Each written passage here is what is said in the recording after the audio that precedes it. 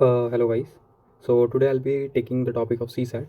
तो जैसे कि बहुत से लोगों को इश्यूज़ है कि हम लोग सी सेट कैसे क्लैरिफाई करें, कि टाइम लेस हो गया है और 2026 वाला अटेम्प्ट आने वाला है। तो मैंने कुछ पॉइंट्स हैं जो मैं आपको बताऊंगा that will help you out in clearing the C SAT easily.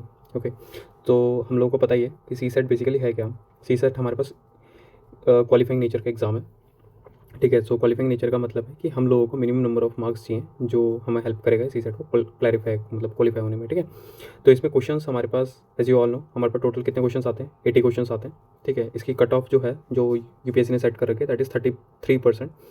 जो मार्क्स बनते हैं 66.67। और ये टोटल कितने मार्क्स का होता है? टोटल मार्क्स होता है 200 मार्क्स का। ओके। सो करेक्ट होने पे मिलता है हम लोगों को 2.5, इनकरेक्ट होने पे 2.5 डिवाइडेड बाई 3। जिसको बहुत से बच्चे कैलकुलेशन करते टाइम बहुत गलती करते हैं कि भाई ये 2.5 है या फिर 2 समथिंग। तो ऑलवेज रिमेंबर इनकरेक्ट के लिए 2.5/3 है। ठीक है। तो हमारे पास अब हम कंसिडर कर रहे हैं, मैं ये लेक्चर इसलिए बना रहा हूँ so that you should know कि what are the ideal questions to attempt. Okay. So अब मैंने कुछ डिविजन्स किया है। ठीक है। तो डिविजन्स है हमारे पास इंग्लिश कॉम्प्रीहेंशन का। ठीक है। फिर हमारे पास लॉजिकल्स के, then we have the aptitude. तो सी सेट अगर मैं 2025 की बात करूँ तो उसमें इंग्लिश कॉम्प्रीहेंशन में हमारे पास टोटल नंबर ऑफ क्वेश्चंस हमारे पास आए थे 30 questions. Okay. So there is a pattern of UPSC. तो यूपीएससी क्या करता है, जब भी क्वेश्चन पूछता है तो अगर आपने 2025 का पेपर देखा है या नहीं देखा तो एक बार जाके देखो। तो उसमें इंग्लिश जितने भी कॉम्प्रीहेंशन आ रखे हैं तो वो एक सीरीज़ में है, राइट। जैसे फर्स्ट से लेके फोर्थ क्वेश्चन इंग्लिश कॉम्प्रीहेंशन का है, तो 11 to 14 हमारे पास इंग्लिश कॉम्प्रीहेंशन है। 21 to 24 हमारे पास इंग्लिश कॉम्प्रीहेंशन है, ऐसी एंड 31 to 34 ऐसी सारे ये सब चीज़ें, राइट। 41 to 44 एंड लास्ट में 71 72 है। ओके। तो ऐसे करके टोटल इसके 30 क्वेश्चन है। अब द पॉइंट इज़ कि अब ये तो हमारे पास क्वेश्चंस हो गए, ठीक है। बट ये जितना भी एक पैटर्न है, right, 1 to 4, 11 to 14, 21 to 24, 31 to 34, तो ये जो चीज़ें हैं, ठीक है, हर सेक्शन के अंदर, ठीक है, ये एक अलग जीएस के टॉपिक को रिफ्लेक्ट करता है। जैसे 1 to 4 मान लो कि वो लोग पूछ रहे हैं ज्योग्राफी, राइट। और 11 to 14 दे में आस्क अबाउट पॉलिटी। ठीक है। 21 to 24 environment, 31 to 34 science and tech and so forth. ठीक है।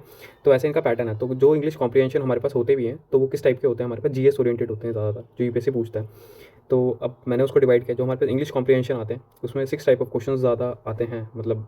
और मैं ये बोलूँ कि उसमें बेसिकली 6 टाइप के क्वेश्चन ही वो ज़्यादातर पूछता है। ठीक है।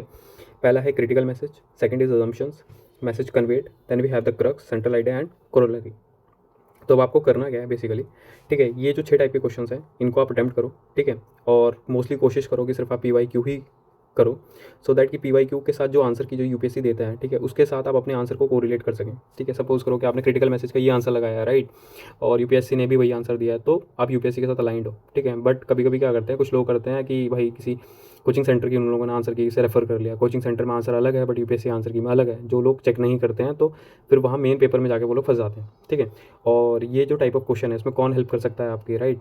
तो उसमें सिर्फ और सिर्फ एक प्रैक्टिस कर सकती है। तो आप 2019 से शुरू कर सकते हैं पेपर लगाना, 19, 20, 21, 22, 23, 24, 25। ठीक है। उसमें देखो कि आपको करना क्या है बेसिकली, जब आप ये क्वेश्चन अटैम्प्ट करें, ठीक है, क्वेश्चन अटैम्प्ट करते टाइम ये देखें कि आपके क्रिटिकल मैसेज के कितने क्वेश्चन करेक्ट हो रहे हैं, कितने क्वेश्चन इनकरेक्ट हो रहे हैं। सिमिलरली अजम्पशंस के कितने करेक्ट हो रहे हैं, कितने इनकरेक्ट हो रहे हैं। तो उससे आपको ये पता चलेगा कि आपकी क्या चीज़ इसमें वीक है। ठीक है। सपोज करो आपके क्रिटिकल मैसेज के सारे क्वेश्चन ठीक है, आपके अजम्पशंस के रॉन्ग हो रहे हैं। ठीक है। मोस्टली मतलब बहुत सारे दोस्तों को भी देखा है कि वो अजम्पशंस वाले क्वेश्चन को काफ़ी इनकरेक्ट करते हैं। क्यों? क्योंकि अजम्पशंस बेसिकली है क्या, अजम्पशंस वो चीज़ें होती हैं जो मतलब एक पैराग्राफ में स्टेटेड नहीं है, मतलब उस पैराग्राफ में नहीं दिया गया है, एक ऑथर आपको बताना नहीं चाहता है, बट वो क्या गया वो हिडन है उस पूरे पैसेज के अंदर, वो कन्वेड उसने कर दिया but in a hidden manner. ठीक है। That is an assumption. ठीक है। सिमिलरली मैसेज कन्वेड का हो गया, क्रक्स हो गया, सेंट्रल आइडिया एंड कोरोलरी हो गया। ठीक है। तो ये जो क्वेश्चंस है जो मैंने अभी आपको बताया, आपका मेन फोकस ये रहना चाहिए कि अगर मैंने ये अटैम्प्ट करता हूँ क्रिटिकल मैसेज टाइप के क्वेश्चन अगर मैं अटैम्प्ट करता हूँ तो उसमें मेरे कितने करेक्ट आ रहे हैं और कितने इनकरेक्ट आ रहे हैं। ठीक है। सिमिलरली अजम्पशंस के आप देखोगे तो कितने करेक्ट आ रहे हैं, कितने इनकरेक्ट आ रहे हैं। ठीक है। मैसेज कन्वेड के भी कितने करेक्ट हैं, कितने इनकरेक्ट हैं। ऐसे करके आप जब देखोगे तो आपको ये पता चलेगा कि अगर आप इंग्लिश कॉम्प्रीहेंशन आप अटैम्प्ट करते हो, ठीक है, तो अगर आपके अजम्पशंस वाले क्वेश्चंस आ रहे हैं तो उसमें से सपोज करो आपने 2025 का पेपर लगाया, राइट, उसमें 50% आपके पास करेक्ट है और 50% ही इनकरेक्ट है ऑफ अजम्पशंस। ठीक है।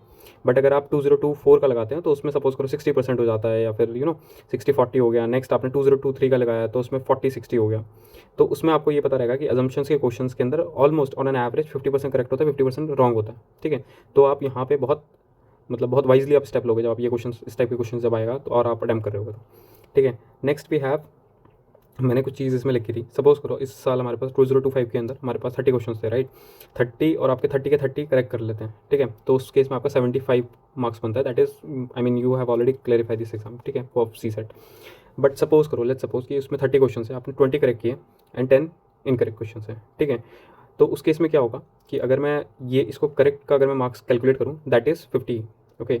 इनकरेक्ट का अगर मैं कैलकुलेट करूँ तो that is -8.33, okay. That is -8.33 on an average.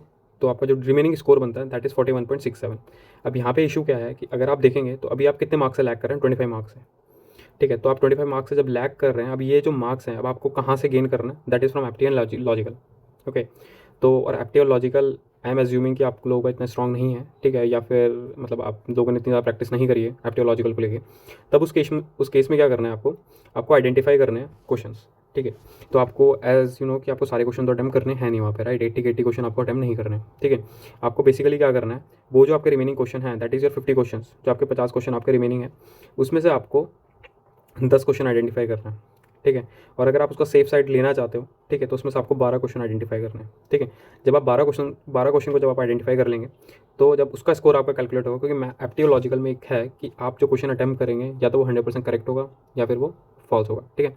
तो अगर 100% करेक्ट है तो हमेशा उसका मतलब कि वो करेक्ट ही आएगा, राइट।